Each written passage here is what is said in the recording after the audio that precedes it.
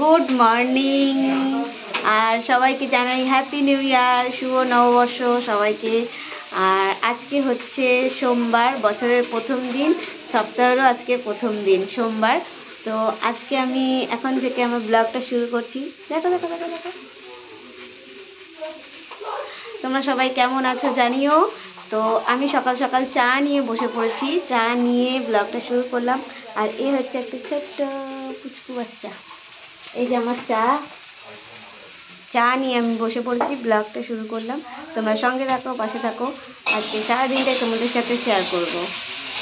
তো তোমরা সবাই জানো যে আমি দিদির বাড়ি গেছি। 31 ডিসেম্বরে আমি দিদির বাড়ি গেছিলাম। আর জানুয়ারির প্রথম দিন মানে 1 জানুয়ারিতে আমি বিকালবেলা বাড়ি চলে আসবো, এটাই আমার প্ল্যান ছিল।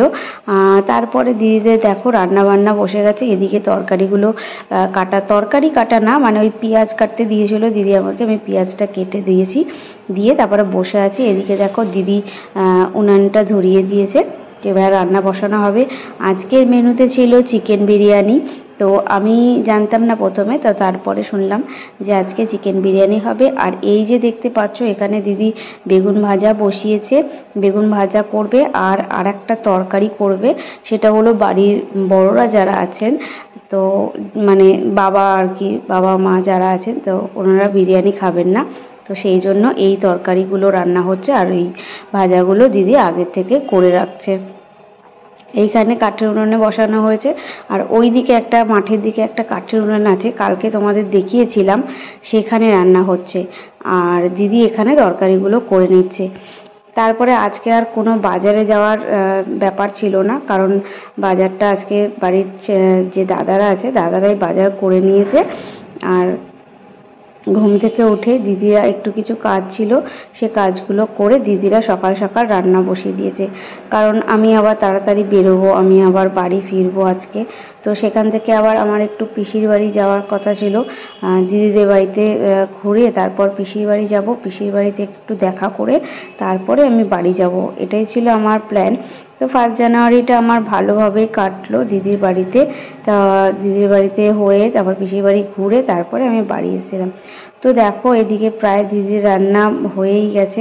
আর কি বলো তো, দিদি আমাকে বলেছিল পাশে কাঠের উনানের পাশটা করে এপাশে একটা টুল দিয়েছিল, আমাকে বললো এখানে তুই বস, এখানে বসলে আসলে ওদের ওইদিকে ঠান্ডাটা বেশি, তো এখানে শীতের মানে আগুনের ধাপটা যেটা উঠছে সেটাতে না পুরো গা গরম হয়েছিল। তো যাই হোক, এদিকে দিদি রান্না করতে করতে আমাকে বললো যে এদিকটা দেখ কত গাছ আছে। তো এদিকে দিদিরা হচ্ছে ওখানে যে ছোট ছোট গাছের চারাগুলো, এই যে এদিকে এগুলো হচ্ছে গাঁদা গাছের চারা আর শশা গাছের চারা আছে। আর ওদিকে বস্তায় দেখতে পেলে রজনীগন্ধা আছে। তো ওইগুলো করার পরে এই ছোট্ট বাচ্চাটাকে দেখো, এ হচ্ছে বাড়ির সবাইকে আর কি মাতিয়ে রাখে। তো ও তো ভিডিও করলেই মানে চুপ করে থাকে, কোনো কথা বলে না। তারপরে এগুলো আমি একটু একটু করে ভিডিও করছি। আর ওই দিকে দেখো দিদিরা সব যে যার মতন কাজ করছে। আর এই দিকে দেখো পেছন দিকে মানে বাগানের দিকে একটা উনান আছে, সেটা তোমাদের কালকে ভিডিওতে আমি দেখিয়েছিলাম। বাগানের দিকে উনানটা, এখানে হচ্ছে ভাত বসানো ছিল, মানে এই হাঁড়িটার মধ্যে বিরিয়ানিটা হয়েছে। তো এখানে দিদির মেয়ে বসেছে উনুনে, ও জাল দিচ্ছে। আর দিদি ওর জন্য খাবার করেছে, খাবার করে তারপরে ওকে বললো যে এটা খেয়ে নিয়ে আমাকে নিয়ে একটু মাঠের দিকে ঘুরিয়ে আনতে। তো ওটা খাওয়ার পর আমরা চলে গেলাম মাঠে গিয়ে আমি কিছুটা ভিডিও করলাম। আর দেখো এখানে কত সুন্দর, মানে এগুলো হচ্ছে ফুলকপি, বাঁধাকপি এইসব গাছ আর সর্ষে গাছ। তারপরে এপাশে দেখো বেগুন গাছ রয়েছে, সমস্ত সব ভিডিও করলাম। তারপরে এখানে দেখো এইগুলো হচ্ছে কড়াইশুঁটি গাছ, এগুলো আমি তোমাদের দেখিয়েছি আগের একটা ভিডিওতে।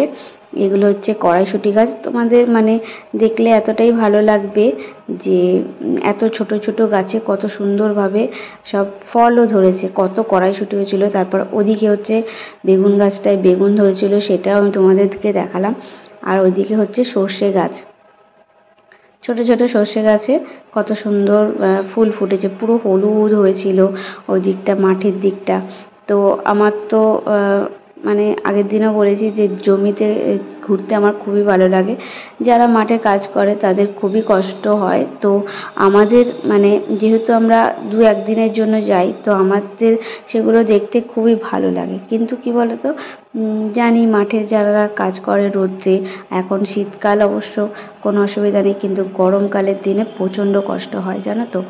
কিন্তু আগাগোড়াই আমার ছোটোবেলা থেকে গ্রাম জিনিসটা আমার ভীষণ পছন্দ। গ্রামে আমার মামার বাড়ি ছিল, পিসির বাড়ি আছে।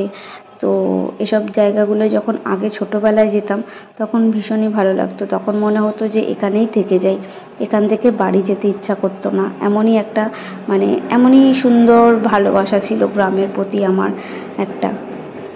তো এখন আর যেহেতু বড় হয়ে গেছি, এখন আর যে যার কাজকর্ম নিয়ে যে থাকি, তো সেই জন্য বেশিরভাগ যাওয়া হয় না। তো এই দিদির বাড়িও মানে অনেক দিন ধরেই ভেবেছি যাব, কিন্তু যাওয়া হয়নি। তো অনেক দিন পর 1 জানুয়ারিতে আমি 2 দিন ছুটি পাওয়াতে আমি ভাবলাম যে এই 2 দিনই আমার সময় আছে, এই 2 দিন আমি দিদির বাড়ি ঘুরে আসতে পারবো। তো সেই ভেবে আমি তারপরে দিদির বাড়ি গেছিলাম, গিয়ে তারপরে ঘুরে আসলাম। প্রচণ্ড আনন্দ হয়েছে, প্রচণ্ড মানে আমার ভালো লেগেছে। কি বলো তো, মাঝে মাঝে কোথাও একটু ঘুরতে যেতে হয়, কোথাও একটু ঘুরতে গেলে মনটা ফ্রেশ হয়। কিন্তু কি বলো তো, একা একাও আবার যেতে ভালো লাগে না। কিন্তু এখন যেহেতু আমার কাছে উপায় নেই, আমাকে একাই যেতে হবে। তোমরা সবাই জানো অনিতা এমন একটা জায়গায় কাজ করে, ও আবার ছুটি পায় না। তো সেই জন্য আমাকে ও জোর করেই পাঠিয়েছিল যে যাও, মন ভালো লাগবে ঘুরতে গেলে, ওখানে তো দিদিরা আছেই, তোমার ভালো লাগবে। তো তারপরে আমি সেই জন্য চলে গেলাম। আর এদিকে দেখো আমি সর্ষে ফুল তুলে নিয়ে কানের মধ্যে লাগিয়েছি। তো লাগিয়ে এবার তারপরে মাঠ থেকে ঘুরে আমরা বাড়ি চলে এসেছি। আর এখানে দেখো ধান, এগুলো হচ্ছে ধান রোদে দিয়েছে শুকানোর জন্য। তো এগুলোকে এরকমভাবে পায়ে করেই রোদ্রে শোকায়। তো আমি জানতাম না ব্যাপারটা, আমি ভিডিওটা করার আগে জিজ্ঞেস করেছি যে এটা পায়ে করে এরকম করে। তো না হলে দেখো আমাদের শহরে তো আমরা এসব কিছুই জানি না। তো আমরা যেহেতু পা লাগতে দিই না চালে, পা লাগলে আমরা নমস্কার করি। তো আমি তো সেই ব্যাপারটা জানতাম না। তো আগেই আমি জিজ্ঞাসা করেছি যে এটা পা দিয়ে এরকম করে, তখন ওনারা বলেছে হ্যাঁ। তারপর আমি পায়ে করে একটু গমটাকে, মানে গম না সরি, কী সব ভুল ভাল বলে ফেলছি ভিডিওর মধ্যে আমি। তো ধানটাকে পায়ে করে একটু চাড়িয়ে দিলাম। এটা হচ্ছে ধানটা শুকানো হচ্ছে। তো ধানটা অনেকক্ষণ ছিল, শুকানোর পরে তারপরে এই যে দেখতে পাচ্ছ মা এখানে ধানগুলো এবার তুলে ফেলবে বস্তাতে। তো ওই যে কাঠে করে এক জায়গায় জড়ো করে নিচ্ছে প্রথমে, তারপরে এগুলো বস্তাতে তোলা হবে। তারপর তোমরা এখানে দেখতেই পাচ্ছ, দেখো এখানে বিরিয়ানি রেডি হয়ে গেছে। এখানে যে দাদাভাই আছে, ওই দাদাভাই হচ্ছে সবার জন্য বিরিয়ানি বাড়তে শুরু করে দিয়েছে।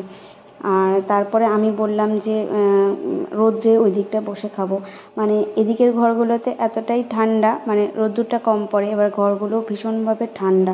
তো আমি বললাম আমাকে বাইরে উঠানের মধ্যে দিতে, ওই দিকটায় বসে আমি খাবো। ওখানে একটা মানে কি বলবো ওটাকে, চৌকির মতন বলে, ওরকম একটা আছে। তো আমি বললাম যে আমাকে এখানেই দিয়ে, আমি এখানেই বসে খাবো রোদ্রের মধ্যে। তো তারপরে দেখো কত সুন্দর মানে কত সুন্দর রং হয়েছে বিরিয়ানিটা। তো যাই হোক, আমাকে বিরিয়ানিটা দেওয়া হয়েছিল, আমি খেয়েছি। খাওয়ার পরে এবার রেডি হব, মানে বাড়িতে বেরোতে হবে, বাড়ি আসার জন্য রেডি হতে হবে। তো আমি রেডি হয়ে নিয়েছি। এবার দেখো এদিকে কতগুলো ফুল গাছ ছিল, তো এইগুলোকে তোলা হয়নি। তো তারপরে আমি আবার এই ফুল গাছগুলোর একটু ভিডিও করে নিলাম। তারপরে আমরা রেডি হয়ে পিসির বাড়ির দিকে চলে গেলাম। তো এবার পিসির বাড়িতে যাওয়ার সময় আমার আবার একটা জিনিস হয়েছিল। পিসির বাড়িতে যাওয়ার সময় আবার ভাইয়ের সাথে দেখা হয়ে গেছিলো। তো আবার ভাইকে বললাম যে আমাকে, ভাই এদিকেই আসছিল, তো ভাইকে বললাম যে আমাকে একটু ওখানে ছেড়ে দিতে। তো তারপর আমি পিসির বাড়িতে গেলাম। পিসির বাড়িতে গিয়ে ওখানেও কিছুটা ফুল গাছ ছিল, তো ওখানেও ফুল গাছের ছবিগুলো আমি তুলে নিলাম। মানে গ্রামের দৃশ্যটা এতটাই সুন্দর, মানে যেখানেই আমি ফুল গাছ দেখছি বা কোনো সুন্দর গ্রামের দৃশ্য দেখছি, সেখানেই আমি ভিডিও করছি। তো এখানে দেখো কত সুন্দর একটা গোলাপ ফুলের কালার। এই গোলাপ ফুলটা আমি ভাবলাম যে এটা না তুললে তো হবে না। তো এইগুলো হচ্ছে আমার পিসির বাড়ির গাছ, পিসির বাড়িতে আমি চলে এসেছি। এগুলো হচ্ছে পিসির বাড়ির গাছ, সেগুলো তোমাদেরকে দেখালাম। আর এই যে দেখতে পাচ্ছ আমি এবার বাড়ির পথে যাওয়ার জন্য, তো এই পিসির বাড়িতে এসে এই যে এখানে দেখো আলু গাছ হয়েছে, আলু গাছগুলো ছোট ছোট সবে। আর এদিকে হচ্ছে শিম গাছ, শিম গাছের ওটা পুরো মাচা মতন করে দেওয়া হয়েছে। তো যাই হোক, পিসির সাথে দেখা টাকা করে তারপরে আমি আবার বেরিয়ে পড়লাম বাড়ির দিকে। দিদি আমাকে স্কুটি করে ওদের বাস স্ট্যান্ড অবধি নিয়ে গেল। বাস স্ট্যান্ডে ভাই আবার দাঁড়িয়েছিল, তো ওখান থেকে আমি গাড়ি করে, ভাইদের গাড়ি করে বাড়ি চলে আসলাম। তো আজকের ব্লগটা আমার এই অবধিই ছিল। তোমাদের যদি ভালো লাগে তোমরা লাইক কমেন্ট শেয়ার করবে, আর অবশ্যই আমার পাশে থাকবে, আমাকে একটু সাপোর্ট করবে। তো চলো বন্ধুরা, দেখা হচ্ছে নেক্সট ব্লগে। টাটা সবাইকে।